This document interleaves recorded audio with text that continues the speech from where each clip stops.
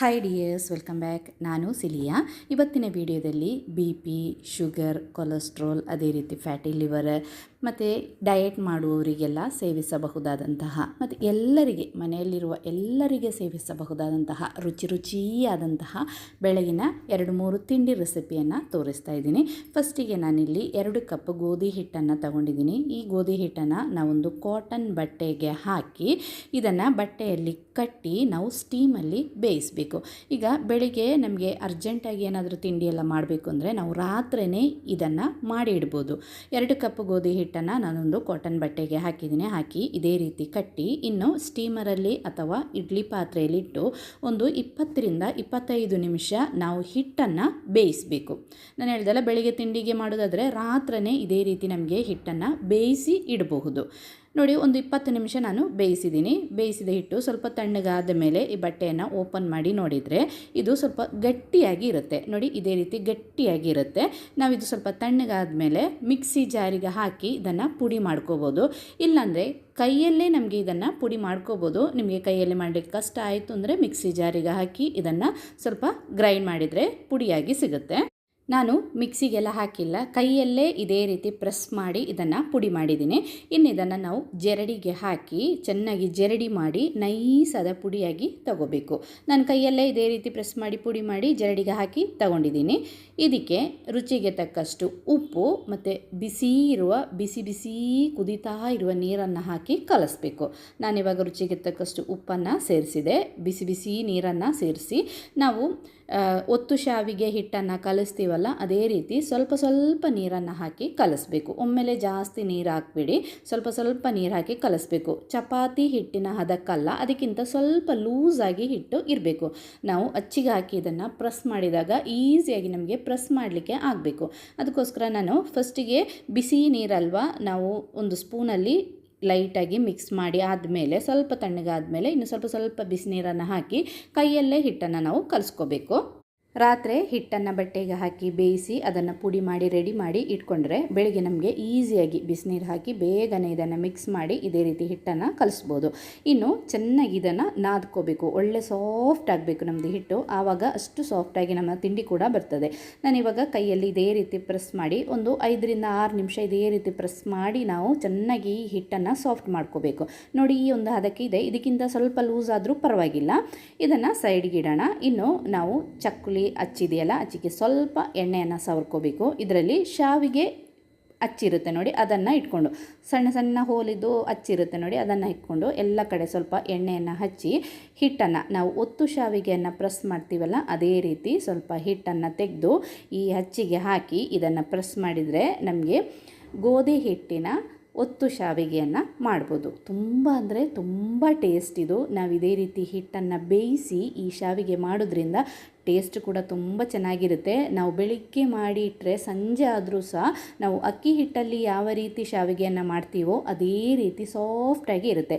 ನಾನಿವಾಗ ಬಾಳೆ ಎಲೆಯಲ್ಲಿ ಸ್ವಲ್ಪ ತೆಂಗಿನಕಾಯಿ ತುರಿಯನ್ನು ಹಾಕಿದ್ದೀನಿ. ತೆಂಗಿನಕಾಯಿ ತುರಿಯನ್ನು ಹಾಕಿ ಅದರ ಮೇಲ್ಗಡೆಯಿಂದ ಇದೇ ರೀತಿ ಪ್ರೆಸ್ ಮಾಡ್ತಾ ಇದ್ದೀನಿ. ನಿಮ್ಮ ಹತ್ರ ಬಾಳೆ ಎಲೆ ಇಲ್ಲ ಅಂದರೆ ನಾವು ನಾರ್ಮಲ್ ಇಡ್ಲಿ ಮಾಡುವ ಇಡ್ಲಿ ತಟ್ಟೆ ಇದೆಯಲ್ಲ, ಅದಕ್ಕೆ ಸ್ವಲ್ಪ ಎಣ್ಣೆಯನ್ನು ಸವರಿ ಸ್ವಲ್ಪ ತೆಂಗಿನಕಾಯಿ ತುರಿ ಬೇಕಂದರೆ ಹಾಕಿ ಇದೇ ರೀತಿ ಪ್ರೆಸ್ ಮಾಡಿ ಇದನ್ನು ನಮಗೆ ಇನ್ನು ಬೇಯಿಸಲಿಕ್ಕೆ ಇಡ್ಬೋದು. ನಾನು ಇದೇ ರೀತಿ ಎಲ್ಲವನ್ನು ಸಹ ರೆಡಿ ಮಾಡಿದ್ದೀನಿ.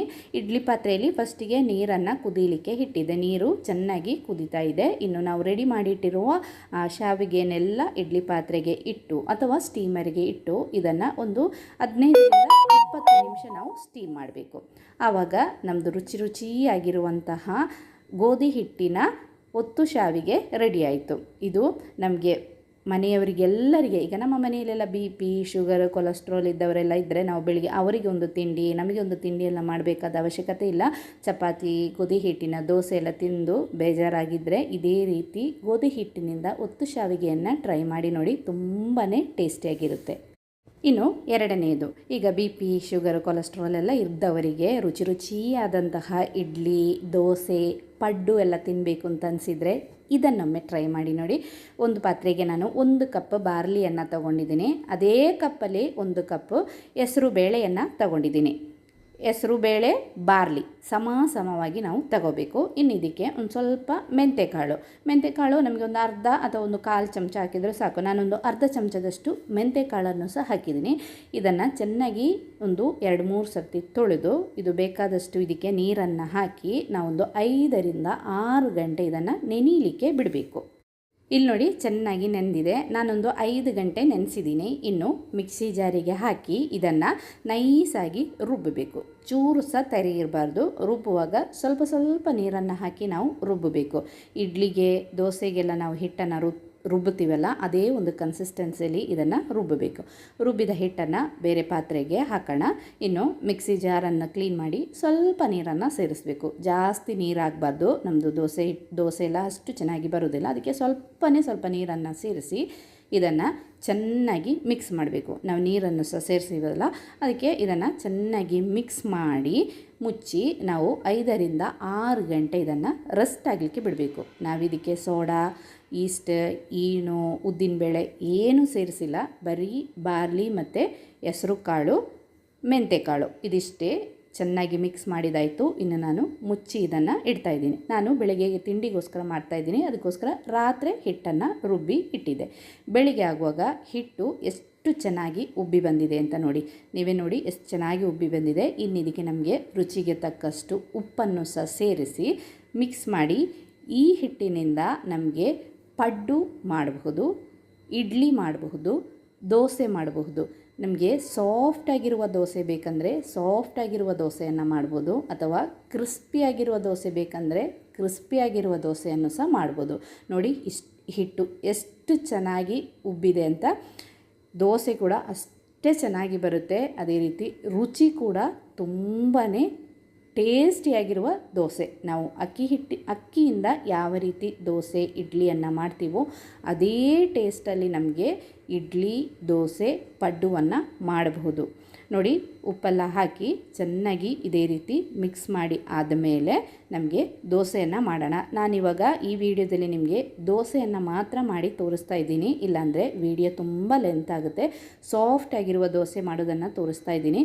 ನಿಮಗೆ ಸ್ವಲ್ಪ ಹೆಲ್ತಿಯಾಗಿ ಬೇಕಂದರೆ ಎಳ್ಳೆಣ್ಣೆಯನ್ನು ಹಾಕಿ ಮಾಡಿ. ನಾನು ಸ್ವಲ್ಪ ಬೆಣ್ಣೆಯನ್ನು ಹಾಕಿದ್ದೀನಿ. ಬೆಣ್ಣೆ ಹಾಕಿ ಇದೇ ರೀತಿ ನಮಗೆ ಎಷ್ಟು ಬೇಕೋ ಅಷ್ಟು ನಾನು ಸ್ವಲ್ಪ ಸಾಫ್ಟಾಗಿರುವ ದೋಸೆಯನ್ನು ಮಾಡ್ತಾಯಿದ್ದೀನಿ. ಅದಕ್ಕೆ ಜಾಸ್ತಿ ಸ್ಪ್ರೆಡ್ ಮಾಡಿಲ್ಲ. ಹಿಟ್ಟನ್ನು ಹಾಕಿ ಲೈಟಾಗಿ ಸ್ಪ್ರೆಡ್ ಮಾಡಿ ಮುಚ್ಚಿಟ್ಟು ಒಂದು 3-4 ಸೆಕೆಂಡ್ ಆದಮೇಲೆ ಇದನ್ನು ತೆಗೆದು ನೋಡಿದರೆ ಸೂಪರ್ ಸ್ಪಾಂಜಿಯಾಗಿರುವಂತಹ ದೋಸೆ ಇಲ್ಲಿ ರೆಡಿಯಾಗಿದೆ.